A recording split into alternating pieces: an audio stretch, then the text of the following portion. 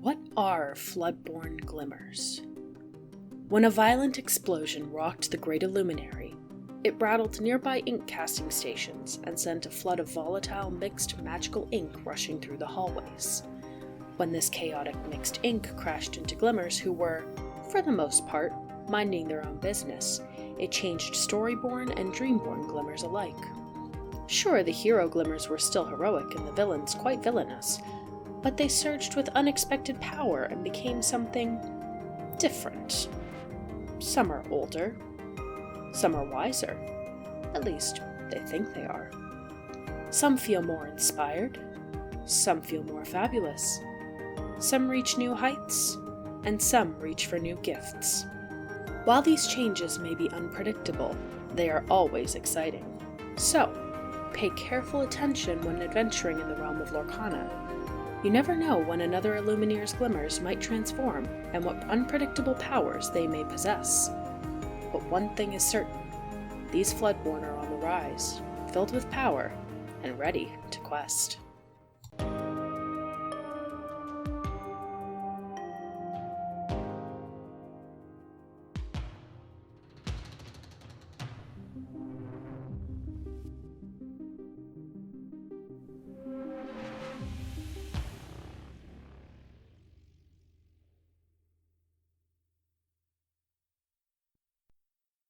Hello everyone, I am your Warlock Levram, here today to start diving into the story of Rise of the Floodborn. There is a lot to cover for this set, so it will be split into two parts. First part is going over the written story from the website and Trove, as well as the story trailers, which do line up a bit with the written story this time around. Our next part will go over all of the cards, looking at the art and flavor text and gleaning what we can from those to fill in more spaces for the story. So without further ado, let's begin with our first trailer, in which our Amber Emerald Illumineer, who we now know as Martin, discovers a very creepy corridor with an even creepier book that chimes and reacts to his inkcaster as he approaches. He plays the notes to figure out the tune, and right as he does, the book bursts open and darkness pours out as he backs away in fear of what he's unleashed. One neat thing of note, pun intended, is the song that Martin plays to unlock the book is the tune that we hear at the beginning of every story trailer. Take a listen.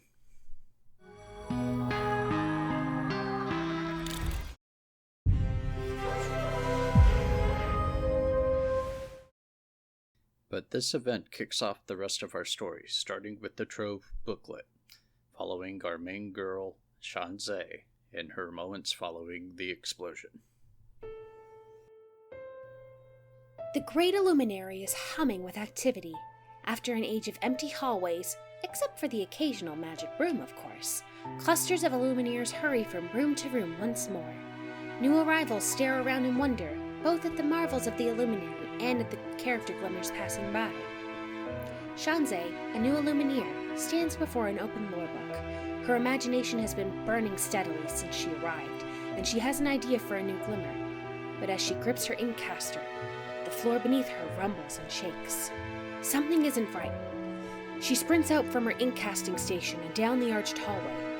Just as she rounds a bend, she hears a loud crash. An Illumineer she doesn't know stumbles from a doorway. Reaching him, Shanze glimpses the ruins of a shattered ink column beyond and magical ink spilling across the floor. The shaken Illumineer waves off her concern as more rumbles and cries pull her onward. Just ahead, a brass-railed platform overlooks the crown jewel of the Illuminary, the Hall of Lorcana.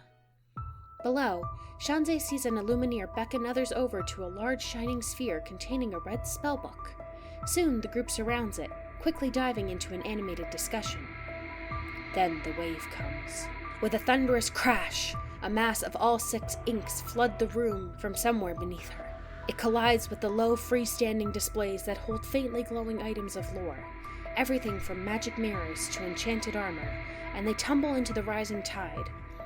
When it slams into the spellbook sphere, the wave knocks the book loose and carries it away, leaving the admiring Illumineers struggling to regain their footing in the ink. Shanze spots a spiral staircase and rushes down it to help the Illumineers. Another wave of mixed ink surges into the room, and she gasps as she spies a pair of glimmers climbing atop a large bench. When the wave sprays them, both the Cogsworth glimmer and the Bell glimmer are obscured by brief swirls of light. One fades to reveal the small walking clock aged at least 100 years, with silver glinting on his newly serene face. The other light shimmers out, and a transformed Bell appears poised for adventure. She wears a green cloak and black breeches, with a bow slung over her shoulder and roses in her quiver. She looks down at herself and laughs in delight as Cogsworth admires his new walking stick. Startled, Shanzeh blinks in bewilderment. She's never seen anything like this. What does it mean? She looks around for the Illumineers and sees that they've pulled themselves onto a pedestal, holding a brightly glowing gem. They're safe. For now. Mixed ink is still spilling through the cavernous room, carrying away pieces of lore. Shanzeh frowns, narrowing her eyes at a sudden thought. Where is it all going? She climbs over the railing to drop onto a nearby bookshelf, then leaps from bookshelf to pedestal to bookshelf, following the flowing ink until she spots a terrace that looks out from the Great Illuminary. When she finally reaches it, her friends Martin and Venturo seem to have just arrived themselves. Martin shakes his head at her in shared disbelief, while Venturo catches his breath. Once at the railing, she can only stare at the unceasing flood of mixed ink and lore that cascades from the Great Illuminary down to the Inklings far below. The damage to the Hall of Lorcana is just the beginning. Hearing something behind her, Shanzeh turns to see a group of transformed glimmers approaching, still sparkling from the flood of mixed ink and talking over each other in mixed excitement. She recognizes them, but like Bell and Cogsworth, they've been changed into something new. Shanzeh's mind races. Did this unpredictable mixed ink affect any of the glimmers she herself cast? Did the flood carry any away? Were other Illumineers in trouble somewhere? And what could unleash such chaos and destruction? Enough questions. Shanzeh turns to her friends. We've got to figure out what happened, she says. You coming? The air of excitement within the Great Illuminary now carries an occasional chuckle, or low, rumbling laugh, as more and more transformed Floodborn glimmers appear. Thanks to the constantly flowing ink, their numbers steadily rise. As rumors of an escaped threat spread, apprehension shades the halls of the Great Illuminary, and the Illumineers act with greater caution. If this seismic event was intentional, whoever, or whatever, caused it could be hiding anywhere. One thing is certain. A massive shift has occurred, a shift Lorcana will feel for a very long time.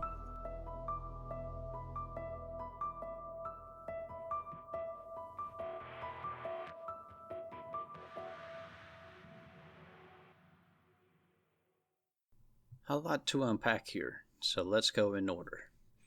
To start, the only beings that were left in the Illuminary from before our arrival are the Broom Glimmers, maintaining the Great Illuminary in preparation for the next wave of Illumineers. Just how long was this gap in time, I wonder?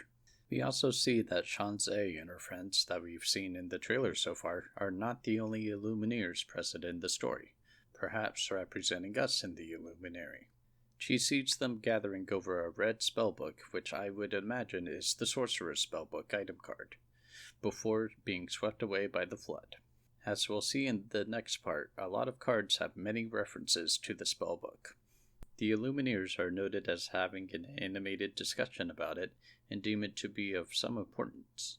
I'm thinking potentially using the same spell that Yen Sid did back in the Sorcerer's Apprentice story, where he fights back the flood of water that was overtaking his tower. Maybe they hope they can use the same spell to fight back this flood of ink. She also witnesses some characters transform into Floodborns, who, as we'll see later, seem to enjoy this transformation. So at least for the Glimmers, the flood doesn't seem to be too terrible of a thing. The Illumineers she finds also find safety, and are holding a glowing gem, perhaps the Dragon Gem or the Heart of Tefiti, which we see in the Hall of Lorcana. There are also rumors of an escaped threat, whether that seems to be something or someone remains to be seen. Though if it's a someone, I believe most evidence still points towards Ursula. Of the Illumineers, Shanzeh seems to be the one most concerned with the safety of others, and the effects of the flood. So let's turn over to our ruby sapphire illuminator, Venturo, for his view of the cataclysm.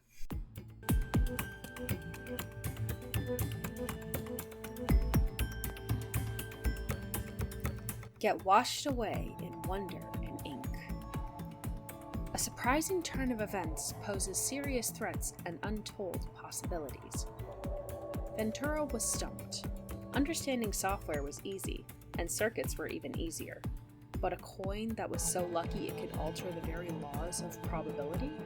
In the spacious hall of Lorcana, a shiny silver coin that read 10 cents hung suspended within a bluish sphere. It was lit somewhere from above, but it also seemed to glow from within. That was part of the puzzle. Venturo was convinced that the coin was a piece of technology so advanced it only appeared to be magic, and he was determined to figure out how it worked. If you think that's a logical conundrum, my good fellow, try making sense of this. The Illumineer turned, and across the hall he saw a glimmer of Basil, the great mouse detective, examining an item through a large magnifying glass. A Sumerian talisman, Basil continued. Yet another artifact to investigate. One, if my intuition serves me, which should be kept from the far more nefarious sort. Venturo nodded and scribbled a quick note, but his writing was even more illegible than usual. He couldn't even read it himself. He shook the pen, then lifted the notebook to eye level. It was trembling. Everything was. Basil? Venturo said. The talisman is not electrical, if that's what you're wondering. Perhaps its facets intensified the natural at that moment. A wave of ink, mixed ink, came crashing through an archway at the opposite end of the hall of Lorcana and barreled toward the detective. Basil! Venturo shouted. As the wave of ink washed over the mouse, there was a bright swirl of light. Basil's brown jacket became a stunning blue, and suddenly there was a contraption with gears and a propeller behind him. He was strapped to it, his hands resting on some kind of lever system. Basil's eyes narrowed as he tried the controls. "Ha-ha!" he shouted as he lifted off into the air. "How extraordinary!" And with that, he was off.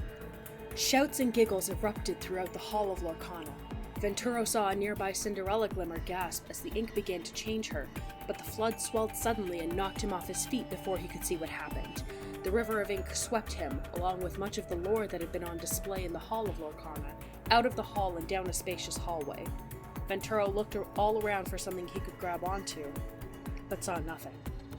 With a jolt, he realized that where the outer wall of the Illuminary should be, there was only a jagged hole gaping over the inklands far, far below. Venturo's time in Lorcana flashed before his eyes, ink casting his first glimmer, discovering fantastic gadgets and rubbing shoulders with heroes and villains alike. If only he could have said goodbye to Shan and... "Martin!" he exclaimed. His friend was leaning from a doorway just ahead, reaching toward the flood for something Venturo couldn't see. "Martin!" Venturo shouted, louder this time. Martin saw Venturo, and his eyes widened. "Hold on!" Martin called over the roar of rushing ink. He leaned farther out, grabbed Venturo's shirt, and with a loud grunt hauled Venturo up out of the flood. The two stumbled backward until they bumped against the railing of a nearby balcony. The two stared down at the steady streams of ink and lore pouring from the great illuminary down to the inklands. Venturo heard the telltale squeal of Shan's boots as his other friend rounded the corner and joined them at the balcony. None of them said a word. Venturo didn't know what had happened or how long the flood would last. But one thing was clear. The artifacts were down there, somewhere. He was going to find as many as possible before something happened to them. Besides, he still had to figure out how in the world that coin worked.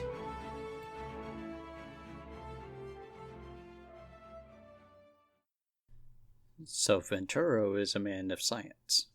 He's studying what seems to be Scrooge McDuck's lucky dime. Basil, on the other hand, mentioned studying a Sumerian talisman, which could be the scarab from Aladdin, as it is believed that Agrabah was built on ancient Sumerian grounds, as hinted by the figure seen in the Cave of Wonders during the film. It's not mentioned in the written story, but in the story trailer, we see the object that Martin was trying to reach for was the trident. Yet more evidence, I feel like Martin may be potentially manipulated into triggering these events in order to help an Ursula that was locked away previously. As we see at the beginning of this trailer, with a lot of the seaweed draped around this room, it's looking more and more likely that Ursula may be the one behind all of this. Also, rant time. Don't give Martin too much trouble about what he caused. As you can see, he's a gamer like most of us, and what gamer wouldn't try solving the mystery book puzzle for a chance at something cool? I would have tried it.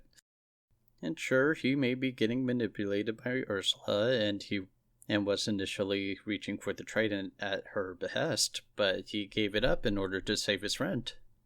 Martin isn't a bad guy. He feels remorse for what he's caused, I'm sure of it. Okay, rant over. Something else of note that we see in the trailer is the start of how the ink is affecting the inklands, making various fauna grow rapidly and strangely.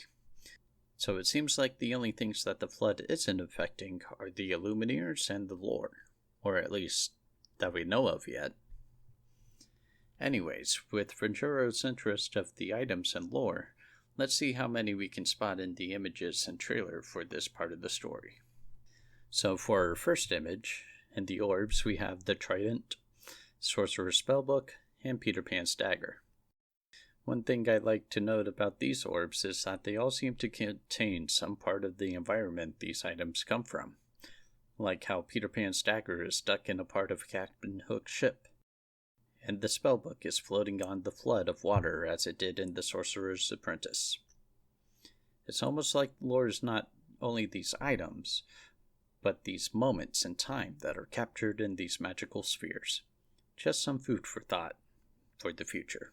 Out in the open, we have a few more items with the Fang crossbow, the coconut basket, and the dragon gem, which if we look at the cards for the crossbow and gem, we see them displayed in the same area, but different than what we see in the image on the site. Perhaps they are displayed in a newly rebuilt Hall of Lorcana, or just a different area altogether, after they've been recollected from the flood. In the other orbs, we see some interesting patterns or emblems, perhaps. Then we have a blue toolbox. These are nothing that I immediately recognize, but I would like to turn it over to you all and see if there's anything you can think of that these baubles are referencing. In the second image, we see the flood of ink crashing in with several more items on display. We see a few more of these spheres of lore holding the Heart of Defeaty, Cinderella's glass slipper, the poisoned apple, and higher up appears to be the golden scarab from Aladdin. Caught in the flood, we also see the trident making a reappearance. We have a lot of loose items as well, with the stolen scimitar, Maui's hook, and Hercules' shield. We have the magic carpet flying above with the lamp on a pile of books. My favorite one is the broom that is riding the frying pan through the flood like a surfboard. We also see what could be the White Rabbit's pocket watch behind them as well. We also have this magic broom that is carrying what appears to be Ursula's orb from her cauldron, as you can still see Ariel and Flounder being spied on. Yet more hints of Ursula being around. In the trailer, we see most of the same items, but we do also see the dinner bell. Also, when Venturo is being washed down the hall, we see several books behind him. A red one, a bluish-green one, and a purple one, all three having a golden glow around them. So perhaps these books will bear some importance. One last thing I want to note is we get this scene with the room filled with moon shapes, perhaps where amethyst ink is stored, as we can see some of these are only partially full. What are your thoughts on this room? Do you think it bears any real significance? That's all that I'm going to cover for this video. Please be sure to like the video and subscribe if you want to join me in going over all of the cards of Set 2 and piecing together the various stories and hints that we get from the cards. As always, I have been your Warlock Levram, and I'll see you on the next page.